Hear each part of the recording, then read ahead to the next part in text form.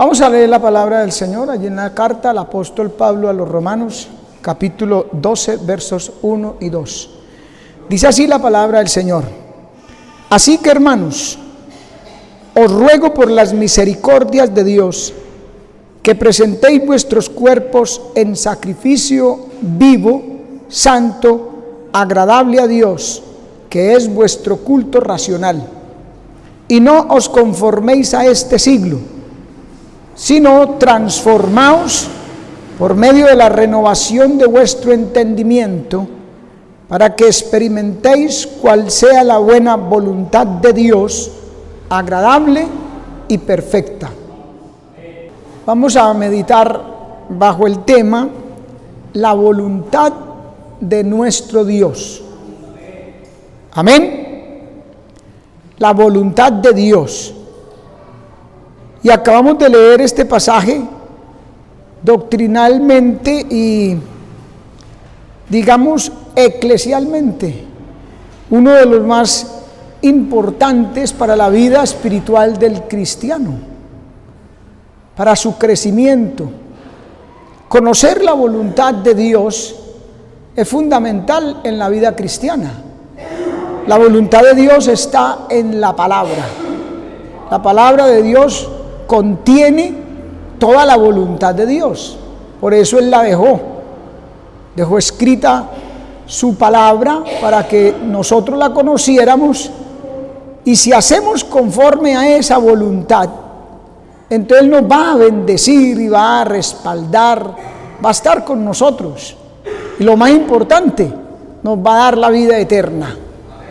Por eso es que allá en el libro de Josué, en el capítulo 1, en el verso 5 en adelante, Él dice: mira que te mando que te esfuerces y seas muy valiente para cuidar de hacer conforme a lo que está escrito en este libro. No te apartarás de él ni a diestra ni a siniestra, para que hagas conforme y todo te salga bien, y todo lo que emprendas te salga bien. ¿Dónde colocó el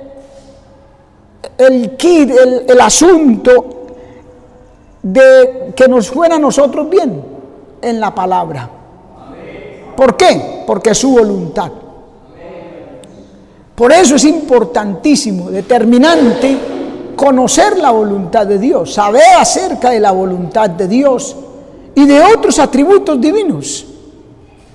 Y mire usted que en este pasaje comienza con la asistencia a la casa de Dios. Comienza con asegurar la presencia de Dios en nuestras vidas. Por eso el apóstol dice, inclusive no dice, ruega, os ruego por las misericordias de Dios, que son muchas. Nuevas son cada mañana sus misericordias.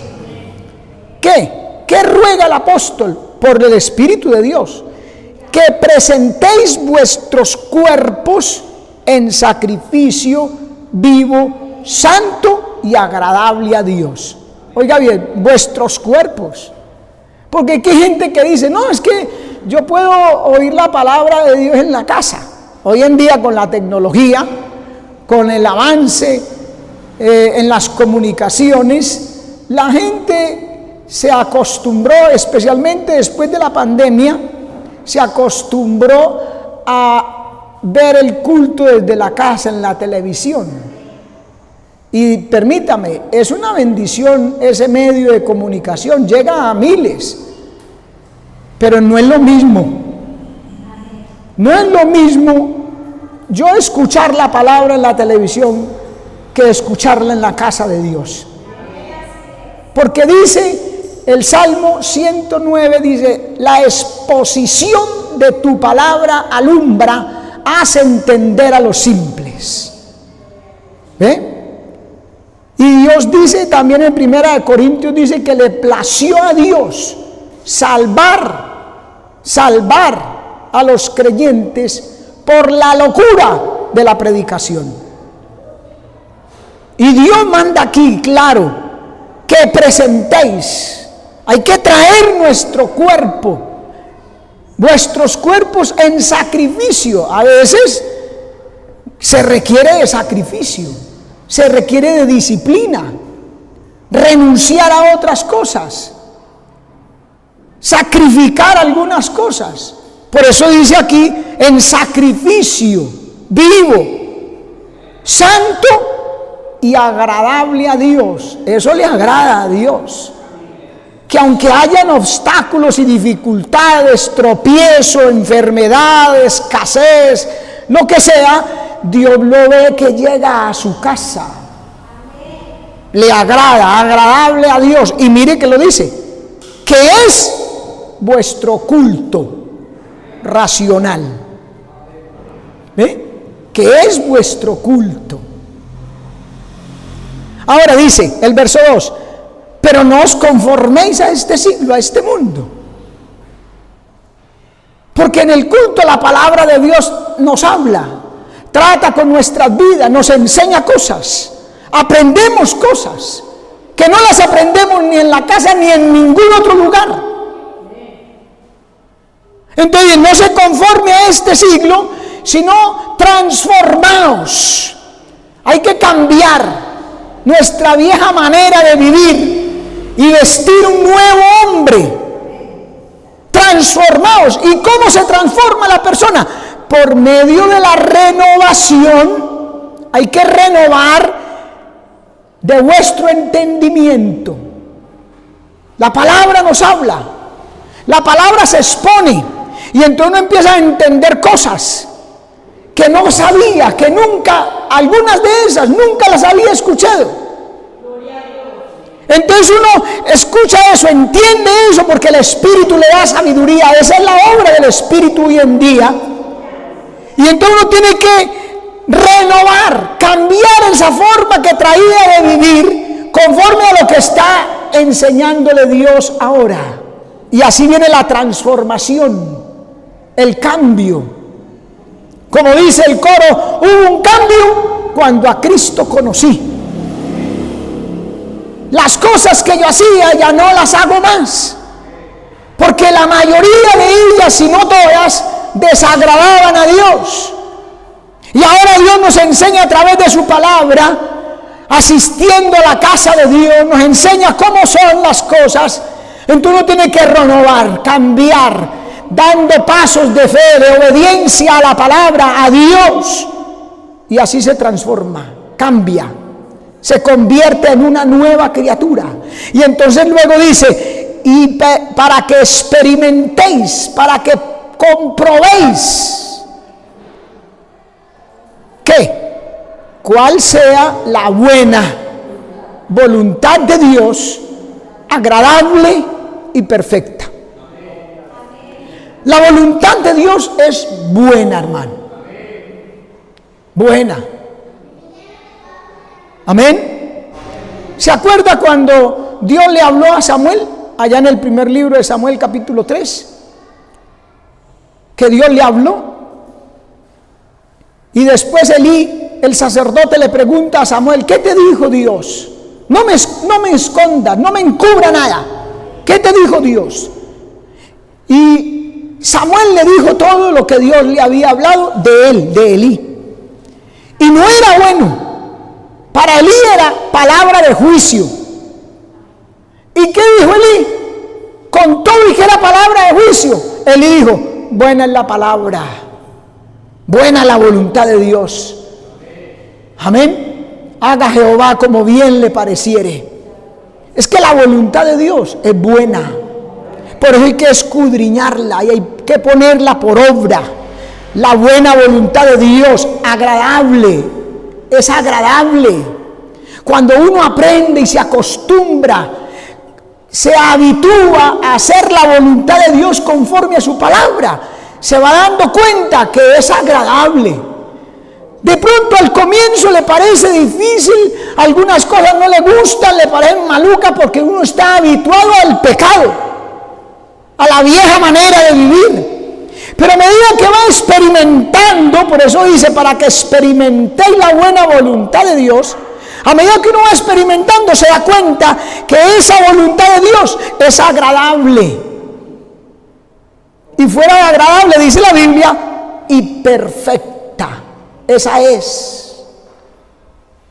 Si uno quiere entrar en la gloria, estar con el Señor, que Dios lo respalde, que Dios lo bendiga, marchar en este camino hasta la meta final, aunque con problemas y dificultades, porque de todas maneras están ahí y van a estar todavía.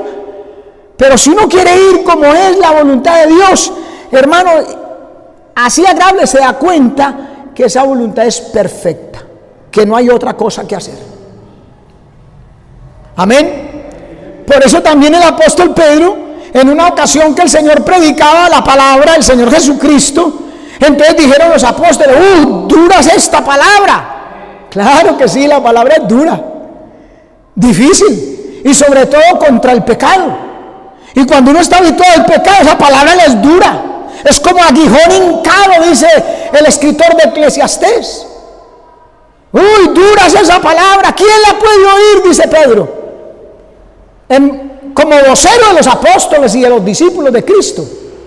Pero el Señor le dijo: si se quiere ir, ahí está la puerta.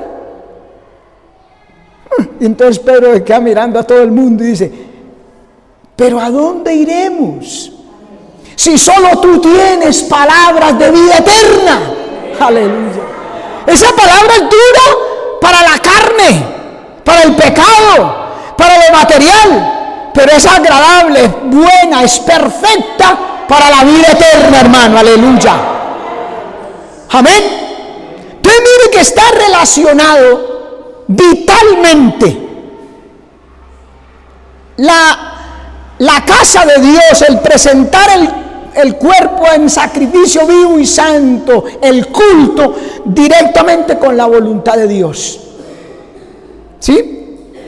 El culto es la presencia, es estar en la presencia de Dios. Lo que para los antiguos, el Antiguo Testamento, el caso de Israel, ¿qué era la presencia de Dios? Estar cerca del arca. El arca estaba allá en el lugar santísimo, en el tabernáculo. Por eso allá iban los sacerdotes, allá iba el pueblo a presentar sacrificios a Dios. Porque ahí estaba el arca, y cuando fueron llevados cautivos a Babilonia, ellos tenían que orar desde allá de Babilonia, pero extendiendo las manos hacia donde estaba Jerusalén, porque allá estaba el templo. Y dentro del templo estaba el arca, la presencia de Dios. Amén. Era determinante en la vida del pueblo de Israel y es determinante en la vida del cristiano hoy en día. El culto, la presencia de Dios, para conocer la voluntad de Dios. Por eso David se preguntó en una ocasión: ¿cómo traeré el arca a mí? Mire, segundo libro de Samuel, capítulo 6, verso 9. Dice: y temiendo David a Jehová aquel día, dijo: ¿cómo ha de venir a mí el arca de Jehová? No quiso pues David traer así el arca de Jehová a la ciudad de David, y la llevó David a la casa de Obed-edom Geteo, y estuvo el arca de Jehová en casa de Obed-edom 3 meses. Oiga bien, estuvo el arca en la casa de Obed 3 meses, y bendijo Jehová a Obed y a toda su casa. Y fue dado aviso al rey David diciendo: Jehová ha bendecido la casa de Obed y todo lo que tiene a causa del arca de Dios. Esa era la razón por la que bendijo Dios la casa de Obed-edom. Mire, entonces David fue y trajo el arca de Dios de la casa de Obed a la ciudad de David con alegría. ¿Sí ve? El arca aseguraba con eso la presencia de Dios. Tiene que ver, hermano, el culto, mucho. Yo diría que en un 100%. Cristiano que no se congregue no puede crecer, no avanza, no aprende. ¿Cómo va a conocer la voluntad de Dios? ¿Cómo va a crecer? sino adora a Dios en espíritu y en verdad, que es una de las condicionantes o de las razones de venir al culto, de los objetivos del culto, adorar a Dios en espíritu y en verdad. Además dice el libro a los Hebreos capítulo 10, el verso 25 dice: no dejando de congregarnos como algunos tienen por costumbre. Qué mala costumbre, como algunos tienen por costumbre. Contrario a lo que dice Lucas capítulo 4 del Señor Jesucristo, que dice que entró en la sinagoga, que ese era el templo de ellos. El templo de los judíos era la sinagoga también, en los días de Jesús. Y dice, entrando en la sinagoga, como era su costumbre, se levantó a leer. Y leyó en el libro del profeta Isaías capítulo 61, que usted sabe eso. Esa fue la enseñanza y el ejemplo que nos dio Jesús. Y ya para los días de Hebreos 10:25, aproximadamente unos 60, 70 años después de Cristo, o unos 30, 40 después de la muerte de Jesús, ya había gente que se había acostumbrado a no ir al culto, a ser cristiano sin culto, cosa difícil. Es como ser mecánico sin herramientas, o médico sin sus equipos y sus conocimientos médicos. ¿Cómo es? Cristiano sin culto. Si es sacrificio vivo, santo y agradable a Dios. Si es allí donde aprendemos a transformar nuestras vidas, a vivir conforme a la voluntad de Dios. Y nos asegura el culto, la presencia de Dios, que aprendamos a cómo retener, como dijo David, cómo traer el arca a mí, a retener la presencia de Dios, y aprendemos a conocer la voluntad de Dios agradable y perfecta. Por eso, para que experimentéis el presentar el cuerpo en sacrificio vivo, santo, agradable a Dios, que es el culto, es para experimentar cuál sea la buena voluntad de Dios, agradable y perfecta. Entonces, mentiras como dicen por ahí, porque hay predicadores inclusive que dicen: no, usted no tiene necesidad de ir al culto. ¡Ja! Qué predicador de pacotilla, hermano. Spurgeon, el príncipe de los predicadores, lo llamaban a él. Spurgeon dice: si quieres ganar las almas de los hombres, le vas a tener que decir muchas verdades desagradables. Amén, hermano. A su nombre gloria, hermano. Ese es el propósito, el de Dios, que nos congreguemos, que nos transformemos y que conozcamos la buena voluntad de Dios, agradable y perfecta. Efesios capítulo 1, verso 11 dice: hace todas las cosas, hablando de Dios, según el designio de su voluntad. Según el designio, o sea, de acuerdo al propósito que Él tiene, de su voluntad. La orientación, designio es orientación de las decisiones divinas. La dirección que llevan las decisiones divinas, o sea, su voluntad. ¿Y en qué consiste o cuál es el fin? Hacernos hijos en el Hijo de Dios, Cristo. Ese es el designio de la voluntad de Dios, la voluntad primaria, principal, es hacernos hijos en el Hijo. Amén. El propósito, de acuerdo al propósito, el griego protesis dice, indica el objetivo determinado que alguien se ha propuesto. Objetivo determinado que alguien se ha propuesto y establecido de antemano. Por eso dice que Él nos salvó desde antes de la fundación del mundo, porque desde antes de la fundación del mundo, de antemano, Él se propuso, decidió, amén, salvarnos o hacernos hijos en el Hijo. Amén, hermano. Y es a través de la tercera persona de la deidad, del Espíritu Santo, que Él ejecuta sus designios. Por eso hay que adorarlo en espíritu y en verdad. Hay que hacernos muy amigos del Espíritu Santo, porque Él es la guía. Él es el que ejecuta los designios de Dios, la voluntad de Dios. Amén. La voluntad de Dios hace todo lo que Él quiere. En este mundo no se hace sino lo que Dios quiere. Amén. Aunque hay que hacer algunas distinciones a esa verdad de que Dios hace lo que Él quiere. La voluntad de Dios es todopoderosa. Amén. Pero recibe nombres distintos según la relación a los objetos afectados con su voluntad. Primero, es decretiva, de decreto. La voluntad de Dios es decretiva. Si se mira al efecto que Dios desea conseguir, a lo que Dios desea, a lo que quiere hacer, que está garantizado por la eficacia de su poder soberano, porque Él es Dios, y que a esa voluntad nada la resiste. Es lo primero, es decretiva. Dios decreta. Hay cosas que Dios las determinó así, las decretó así.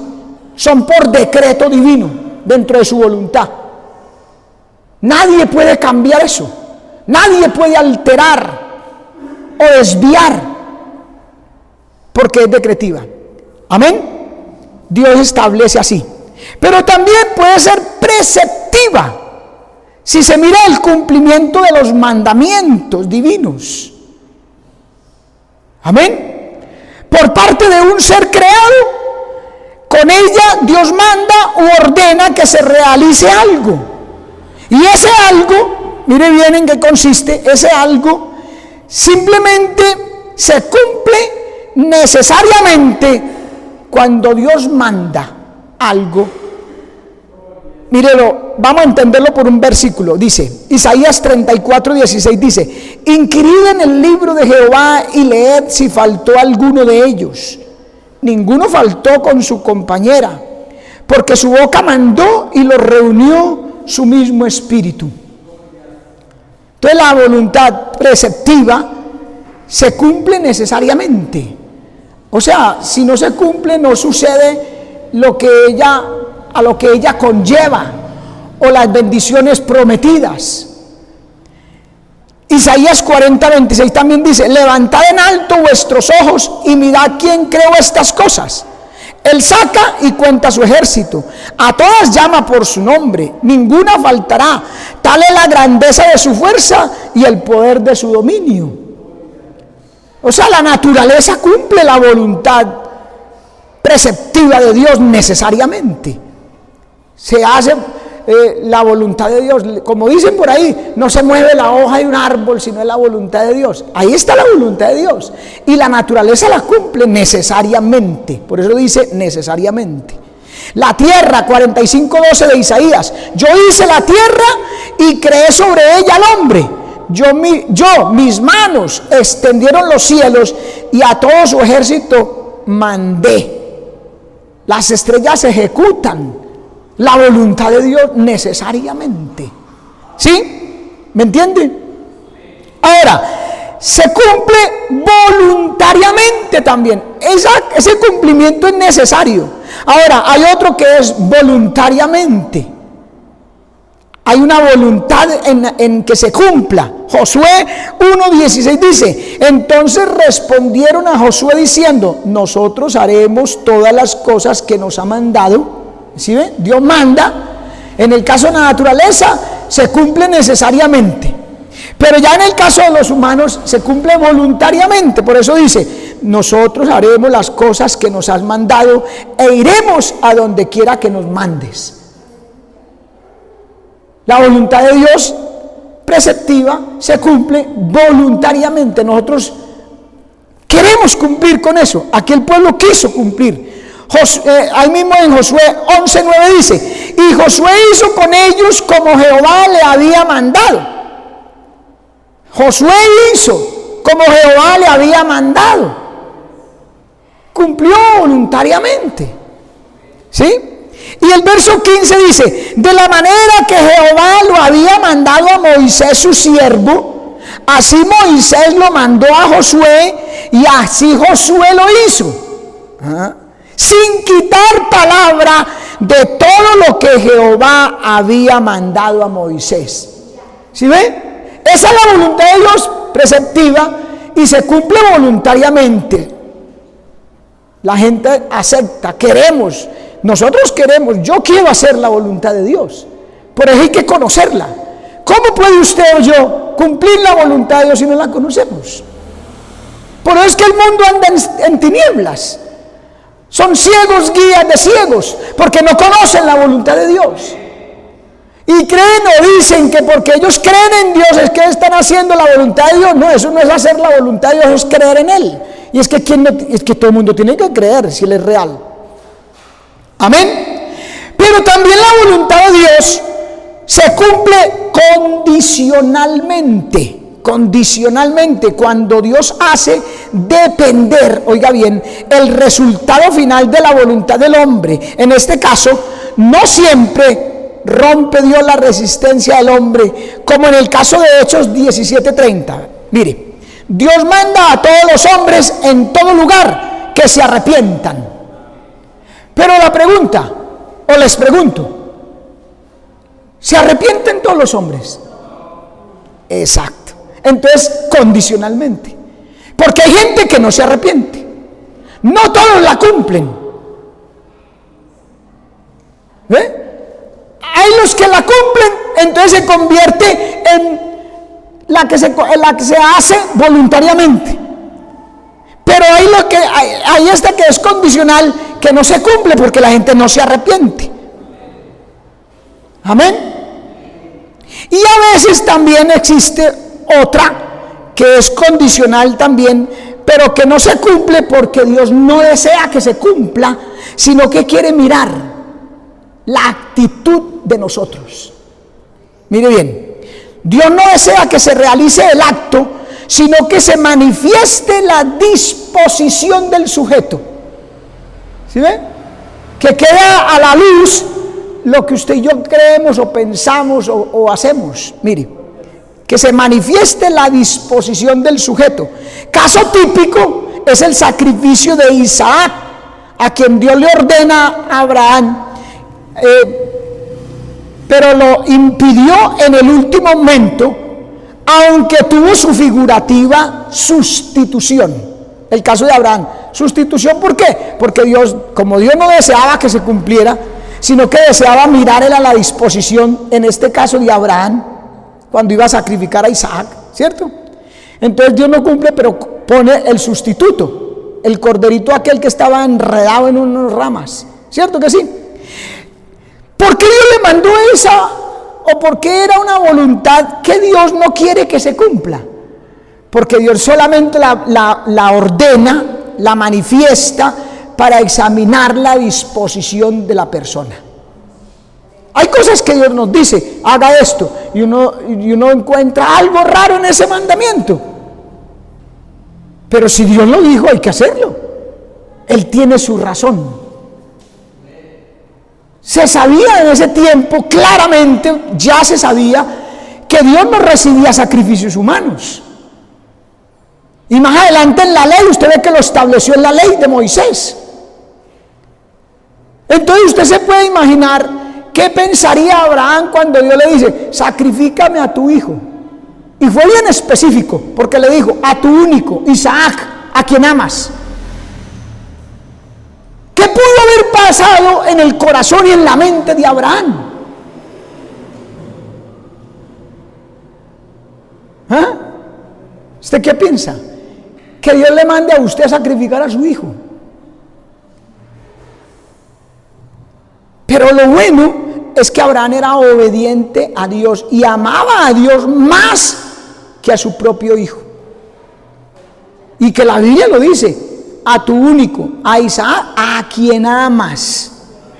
Él amaba a Isaac, pero probó que amaba más a Dios. Y agarró al muchacho, como sabemos, de mañana aún oscuro, y empezó la caminata hacia el monte Moria, y se llevó la leña, y se llevó el fuego, y se llevó los siervos, y llevó a Isaac. Y llegó el momento en que armó allí el altar y puso la leña, y amarró a Isaac de la leña, y allí sacó el cuchillo, y en su corazón, y para los efectos de Dios, lo sacrificó. Le probó a Dios que lo amaba más a él. Claro, Dios no quería. Cuando ya él fue a matar al niño, ya le fue a clavar el cuchillo, Dios le dijo: Abraham, detente, ahora conozco. Se cumple lo que Dios, el propósito de esa voluntad condicional, pero que Dios no deseaba que se cumpliera en su totalidad, sino que quería examinar el corazón de Abraham. ¿Cuántas cosas nos habrá mandado a nosotros y nosotros nos sacamos la disculpa? No, eso no es según la palabra. Ahí sí sabemos Biblia y no queremos. O cuántas veces vamos a hacer algo y el conducto regular es que Dios le dice a uno: consulte, que lo consulte a él a través del pastor o de una persona espiritual, no sé, y no consultamos porque no queremos lo que nos van a decir. No nos gusta lo que sabemos que nos van a decir. Amén. Aleluya. Ahora, por último, está la voluntad permisiva. Hay que tener en cuenta esto también. Cuando Dios no impide el mal, ya sea moral o de cualquier índole físico, lo que sea, al no impedir el mal, únicamente respeta las leyes físicas y el libre albedrío del hombre. Dios no violentará nunca lo que Él mismo le ha dado al ser humano, que es su libre albedrío. Usted decide.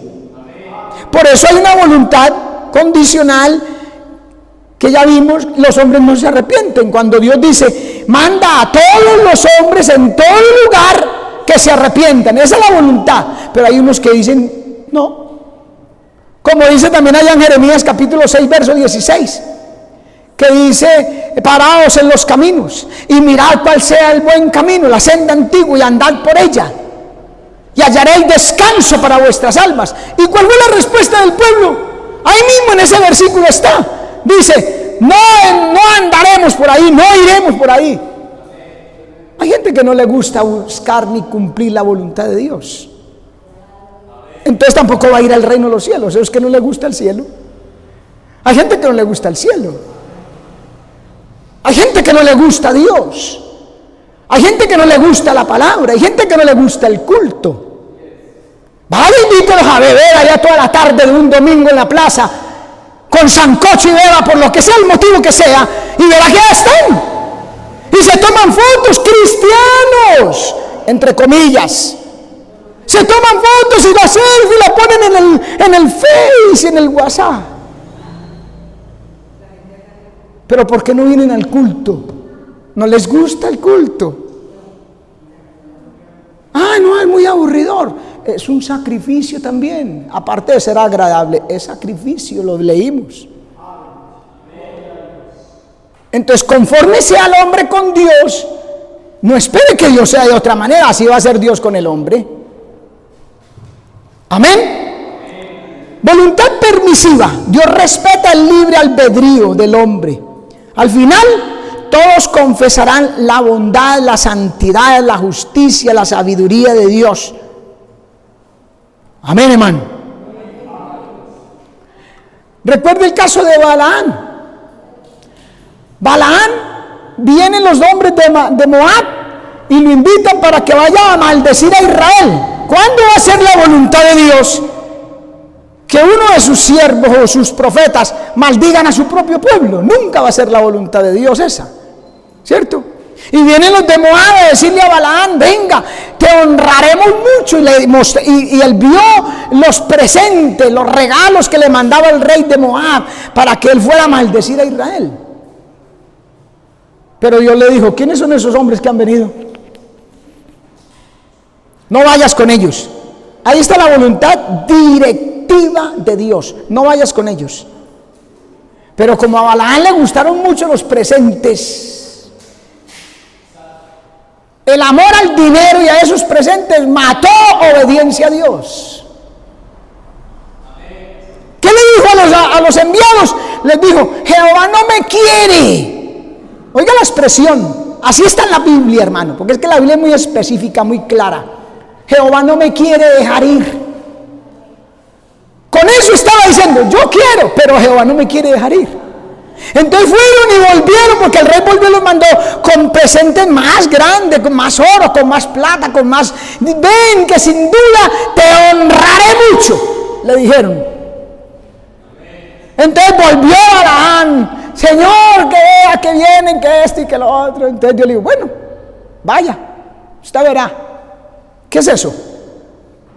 Voluntad permisiva, la permite por el libre albedrío del hombre, porque Balaán ya había decidido ir. ¿Ves lo que le decía hace un momento? Hay gente que no viene a preguntar, a consultar una opinión, porque sabe lo que se le va a responder.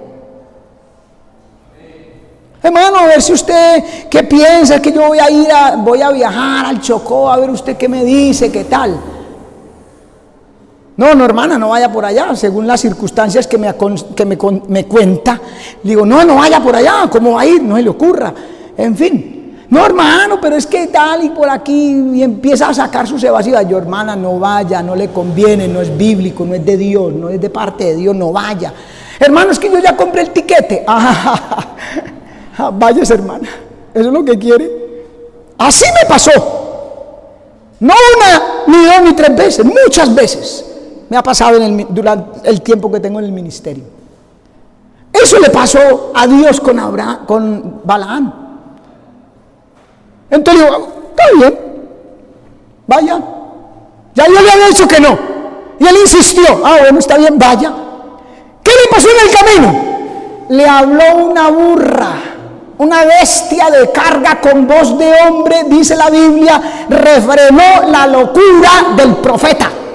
Era profeta, pero usted lee más adelante, murió como un adivino. Lo dice la Biblia. Las consecuencias de conocer la voluntad de Dios, pero hacerla nuestra.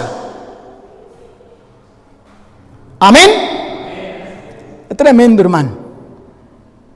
Ahora, Dios es omnipotente.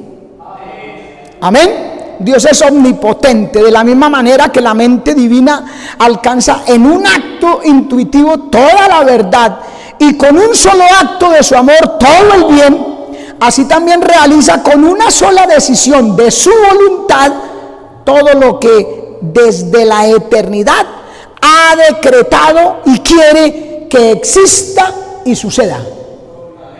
Él es poderoso para hacer su voluntad, todo lo que ha determinado desde antes de la fundación del mundo.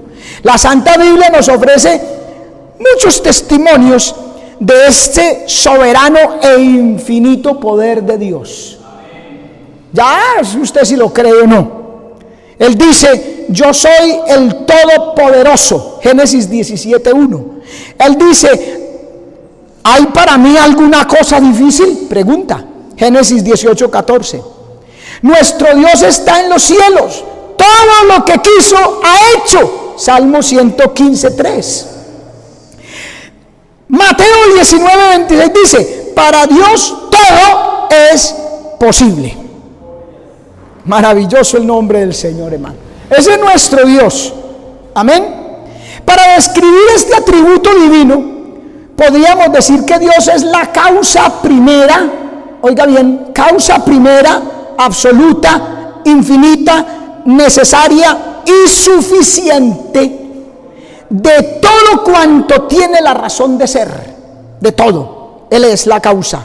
Amén. Por la creación, conservación e intervención de todo lo que existe y sucede. Todo el ser de todos los seres creados es efecto de la causa divina. Nada hay sin Dios. Amén. Y todo es por Dios. Entonces le debemos todo a Dios. ¿Cómo no cumplir su voluntad, hermano? Sabemos que cumplir su voluntad nos va a llevar a lo que es, a la verdad, al bien, al establecimiento, a todo, hermano. Ahora mire una cosa, con todo y ese poder, hay limitaciones en el poder de Dios. Qué tremendo, entre comillas, ¿no? Hay limitaciones, entre comillas, del poder de Dios. Limitaciones para dar a entender de antemano, en realidad el poder de Dios alcanza todo cuanto tiene razón de ser y por tanto no conoce límites verdaderos. El poder de Dios no conoce otro límite, oiga bien, que el absurdo, por la sencillísima razón de que el absurdo es el no ser. El absurdo es el no ser o la no verdad. Es absurdo o el no bien. En otras palabras, el absurdo contradice al mismo concepto de ser. O sea que el absurdo contradice a Dios, porque Dios es el ser. Él le dijo a Moisés: yo soy el que soy, te envía. Eso le dirás a los hijos de Israel. Amén. Según está representado en la esencia divina misma. Y Dios no puede contradecirse a sí mismo, porque eso no sería poder, sino debilidad. ¿Ve? Y como Dios es todopoderoso, entonces no puede el absurdo, no puede hacer... Dios siempre puede, ¿cómo le digo? Dios siempre puede más de lo que hace, pero no puede hacer el absurdo. Dios no puede, por ejemplo, oiga, Dios no puede hacer otro Dios igual a Él. No puede ser igual a Él. El mero hecho de que Dios lo hace ya es creado. Entonces no va a ser igual a Dios porque Dios no es creado. ¿Sí ve el absurdo? Eso no lo puede Dios. En eso consisten las limitaciones, entre comillas, del poder de Dios. Amén. Esa es la primera clase de absurdos. Porque aunque Dios agotase, por decirlo así, su infinito poder en esa tamaña tarea, el resultado sería una hechura suya. Una creación suya, algo creado y por lo tanto no divino, porque lo divino es increado. Dios no puede ser creado ni hecho, ya que para ser Dios verdadero ha de tener en sí mismo la razón de su existencia. ¿Sí o no? Todos nosotros somos creados, todo el universo, de hecho se llama la creación, ¿verdad? Realizar lo que implica una contradicción conceptual o imposible, eso no lo puede hacer Dios. ¿Ve? Como dice por ahí en el libro de los Hebreos, es imposible que Dios mienta. Dios no puede mentir porque Él es la verdad. Sería una contradicción conceptual. Amén. Sería un absurdo, la segunda clase de absurdo, en otras palabras, algo que repugne a la noción del ser. Por eso no puede mentir, Dios no puede pecar, Dios no puede dejar de existir, Dios no puede hacer un círculo cuadrado. Suena absurdo, por eso se llama un absurdo, ¿cierto? Un círculo cuadrado, imagínense. Ni hacer que lo que ha sucedido ya no haya sucedido, como si ya sucedió como Dios, sería absurdo. Porque todo ello implica un no ser, algo que contradice a la verdad, al bien o a la santidad del ser de Dios. Amén, hermano. Dios no puede cambiar de condición o de decisión. Todo lo que Dios piensa, decide y hace, eso sucede invariablemente, ineludiblemente. porque se efectúa desde la inmutable eternidad de Dios cuando Él ha decidido. Amén. Por eso Él decide crear. En el principio creó Dios los cielos y la tierra. Dios creó. Él decide humillarse. Salmos 113:6 dice que se humilla a mirar en el cielo y en la tierra. Oiga, qué tremendo. Dios decide anonadarse. Filipenses 2:7-8. Mire, sin embargo se anonadó o se negó a sí mismo, tomando forma de siervo, hecho semejante a los hombres, y estando en la condición de hombre, se humilló a sí mismo, hecho obediente hasta la muerte y muerte de cruz. A Él nadie lo obligó a eso. Él dijo: heme aquí, envíame a mí. Él quiso anonadarse y ya no puede volver atrás de eso. Por eso cuando Jesús le dice al Padre: si es posible, pasa de mí esta copa. Aunque nosotros no escuchamos ni está escrito, el Padre le dijo: no es posible. Ya no podía volverse atrás. Era algo determinado de Dios. Era algo que Dios había pensado. Era algo que Dios había decidido. Y eso se hacía. Eso tenía que ser así. Eso es lo que se llama determinar. Distinto, oiga bien, a predestinar.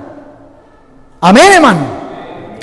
No se puede volver atrás, ni en sus decisiones, ni en sus promesas. Por eso la garantía nuestra: cree en el Señor Jesucristo y serás salvo tú y tu casa.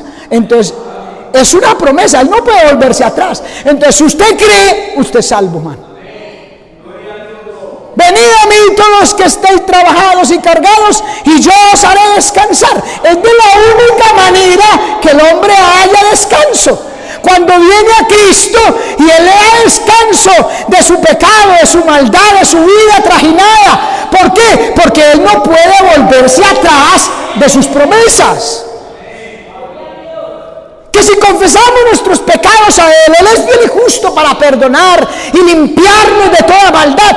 Y más, dice que toma nuestros pecados y los sepulta en lo profundo de la mar y nunca más se acordará de ellos. Entonces, ¿qué pasa si vengo y confieso mi pecado? Sucede eso que Él ha dicho, porque Él no se puede volver atrás. Su naturaleza no lo deja, se lo impide. Su poder, su voluntad, su grandeza. Esa es nuestra seguridad, hermano. Por eso usted debe estar confiado en Dios. Y por eso a Dios le desagrada la desconfianza, la falta de fe.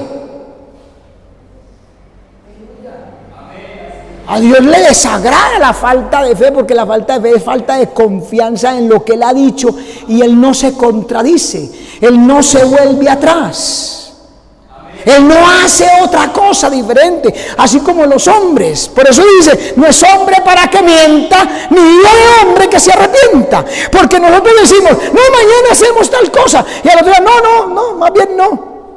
Dios no es así. A su nombre, gloria, hermano. Dios es bueno. La benevolencia de Dios, siendo Dios infinitamente bueno en sí mismo, es también infinitamente bueno, benigno y benevolente hacia sus criaturas. A su nombre, gloria. Él posee el grado infinito de benignidad y bondad. Amén. Qué tremendo, hermano. Y eso debe ser, la benignidad y la bondad debe ser el fruto del Espíritu en el creyente. Si hay una verdadera conversión, si creí de verdad, si acepté a Cristo de verdad, si busco a Dios de verdad, entonces el Espíritu debe producir ese fruto en mi vida. Si no está, no hay conversión verdadera, no hay nuevo nacimiento.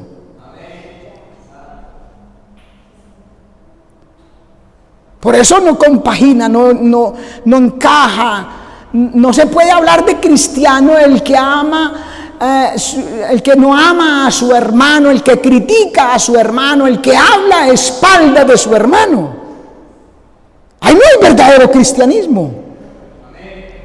Porque eso contrario a bondad y benignidad es maldad, es malo.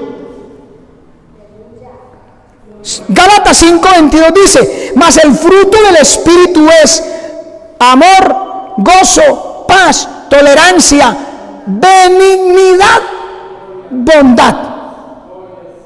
Ahí están. Porque son atributos divinos. Pero dice la Biblia que Él nos hizo a imagen y semejanza suya. Él plantó eso en sus criaturas, en nosotros. Que Adán las tiró por la borda, las tiró al caño, está bien. Pero Cristo vino y las restableció con la fe en Cristo, recibiéndolo como Señor y Salvador personal. Salmo 145, verso 9 dice: bueno es Jehová para con todos. Aleluya. Y sus misericordias sobre todas sus obras. Oiga bien, hermano. Salmo 15, versos, ahí mismo 145, versos del 15 al 16. Los ojos de todos esperan en ti, y tú les das su comida a su tiempo. Abres tu mano y colmas de bendición a todo ser viviente. No es porque usted es muy buen trabajador y que se mata mucho. No crea eso. No, hermano, es que yo tengo que trabajar, no puedo ir al culto. Definitivamente no puedo ir al culto. Porque si no trabajo, entonces ¿qué me va a dar de comer? Es Dios el que da. Y si a Él le place, no puede usted ni trabajar. Póngale ojo a eso. Mire lo que dice: abres tu mano y colma de bendición a todo ser viviente. Qué tremendo. Mateo capítulo 5, verso 44. Amad a vuestros enemigos, para que seáis hijos de vuestro Padre que está en los cielos, que hace salir su sol sobre malos y buenos, y que hace llover sobre justos e injustos. Él es bueno. Él es la bondad. Su bondad no deja que para darle una bendición a alguien tiene que ser bueno esa persona. No. Sobre malos y buenos Él derrama sus misericordias. En eso consiste, porque hay gente que dice: no, es que ese hermanito, no olvídese, como es de yo no le doy nada. Entonces usted no es bondadoso. Le da a los que le pueden dar. Usted espera recompensa. Eso no es gracia. De gracia recibiste y dad de gracia. Gracia es favor inmerecido, así no lo merezca, se le hace el favor. Amad a vuestros enemigos, empieza el versículo. Son enemigos, pero ámelos. Si en verdad hay bondad y benevolencia en su corazón, si está la gracia de Dios en su vida. Pero es que es mi enemigo. Déjele eso a Dios. Dios sabe cómo hace. Amén. Eso es lo maluco, entre comillas, de ser cristiano. Entonces, como es así, la gente lo pone ahí a un lado. No, vamos a ver, yo sigo buscando a Dios. No, señora, si pone eso a un lado, no puede seguir buscando a Dios. O lo puede seguir buscando, pero va a ser inútil, porque Dios no le oye. Dios no oye a los pecadores. Si alguno es temeroso y se aparta, a ese oye. Amén. Juan capítulo 3, verso 16. Mire la bondad de Dios reflejada en todo el mundo.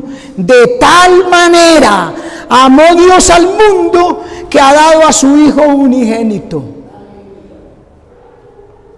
No dio un pedazo de pan, no dio una cobija para cubrir el frío, no dio una casa, dio a su Hijo unigénito. Eso es amor. De tal manera amó Dios al mundo. Hechos capítulo 14, verso 17. Haciendo bien, Dios es bueno, man. haciendo bien, dándonos lluvia del cielo y tiempos fructíferos, llenando de sustento y alegría nuestros corazones. Aleluya. Detrás o al pie de la bondad de Dios está la gracia de Dios. La palabra gracia es usada algunas veces en la Biblia para designar simplemente un favor que una persona le hace a otra. Pero en el hebreo es anán, en el griego es charis. Como atributo divino siempre indica, oiga bien, favor inmerecido. O sea, la concepción de un favor, de un don o de un poder a los que no se tiene ningún derecho. Más aún teniendo en cuenta el estado del hombre pecador, la gracia es un favor desmerecido por ser concedida a un enemigo. ¿Sí? Y la Biblia lo dice, que la gracia de Dios ha sido derramada sobre nosotros, así como se derramó sobre Cristo, ¿cierto? Romanos capítulo 5, verso 5, mire, el amor de Dios ha sido derramado en nuestros corazones. Vamos a saltarnos algunos, esto está del versículo 5 al 10. El amor de Dios ha sido derramado en nuestros corazones, porque Cristo, cuando aún éramos débiles, a su tiempo murió por los impíos, oiga, por los impíos. Con todo, pudiera ser que alguno muriera por el bueno, mas Dios muestra su amor para con nosotros en que siendo aún pecadores, no somos salvos porque somos muy buenos. Es que quitémosle el muy, ni siquiera buenos. Es por su gracia. Pero éramos enemigos porque vivíamos ofendiéndolo todos los días. Murió por nosotros. Siendo aún pecadores, Cristo murió por nosotros. Porque si siendo enemigos fuimos reconciliados con Dios por la muerte de su Hijo, siendo enemigos.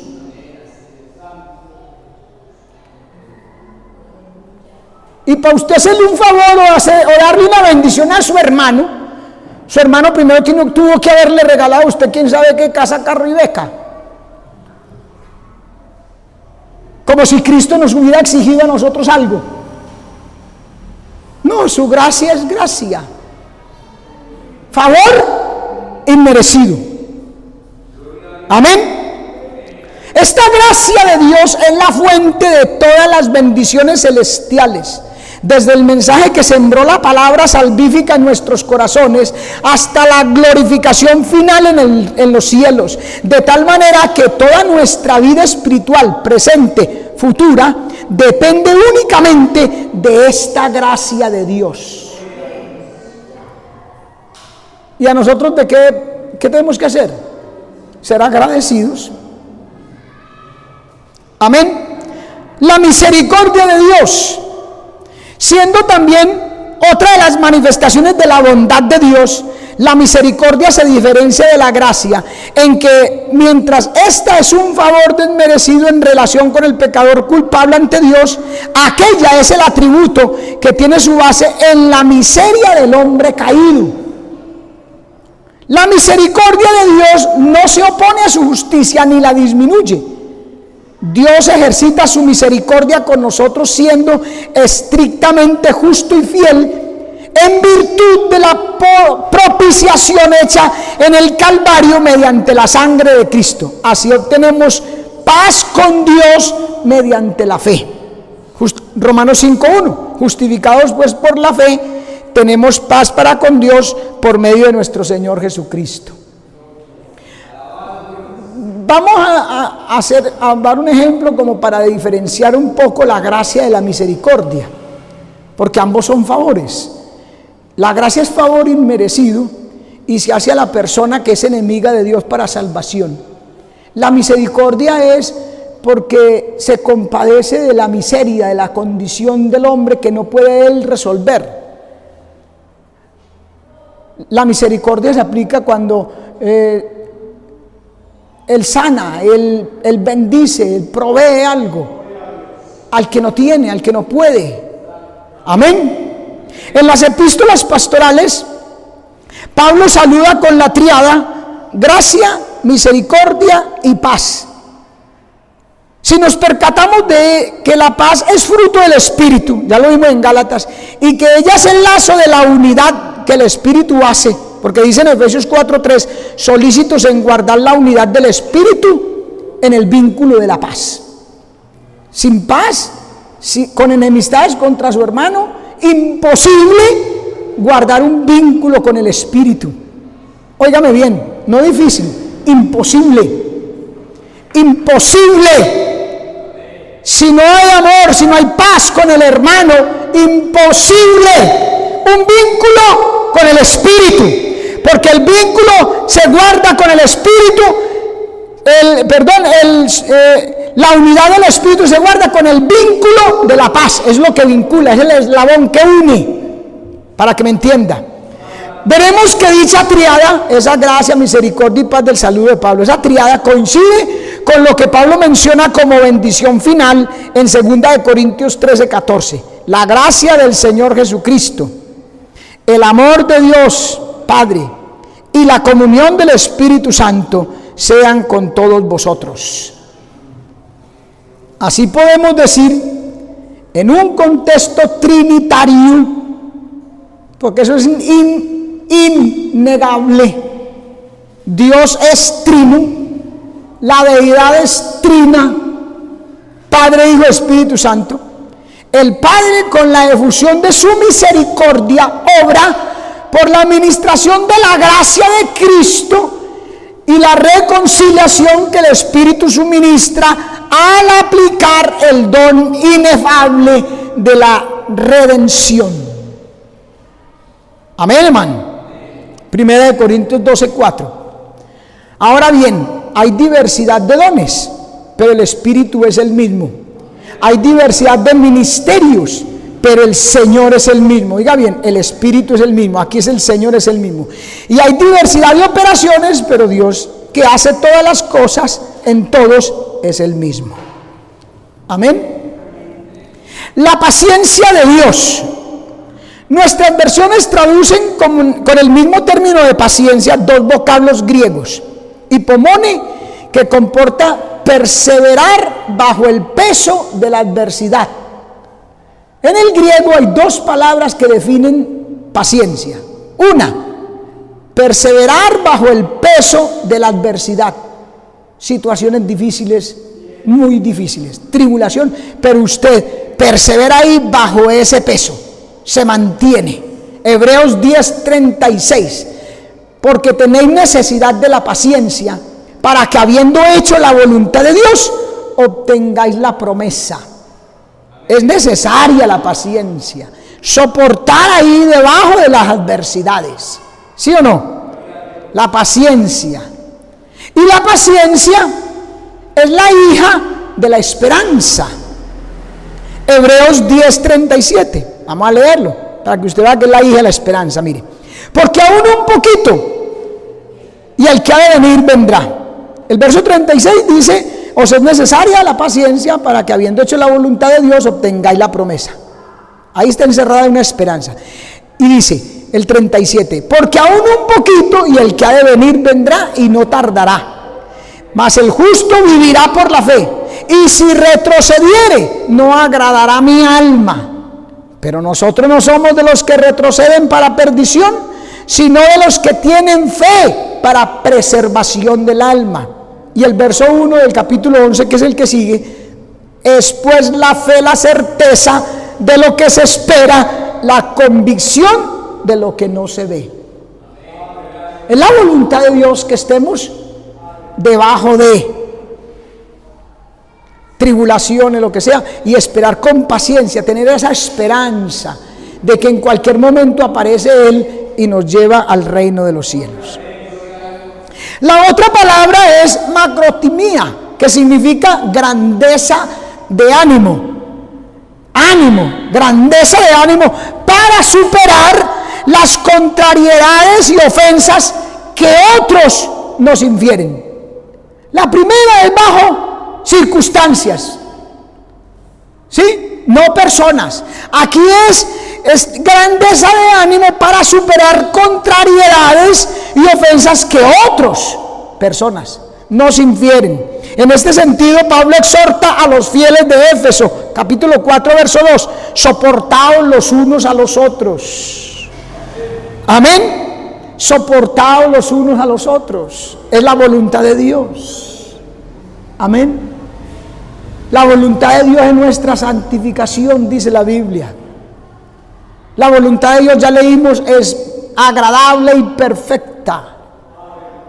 Es la voluntad de Dios que nosotros esperemos, confiemos, nos ajustemos a toda esta palabra, hermano. Amén. Para que comprobéis cuál sea la buena voluntad de Dios, agradable y perfecta.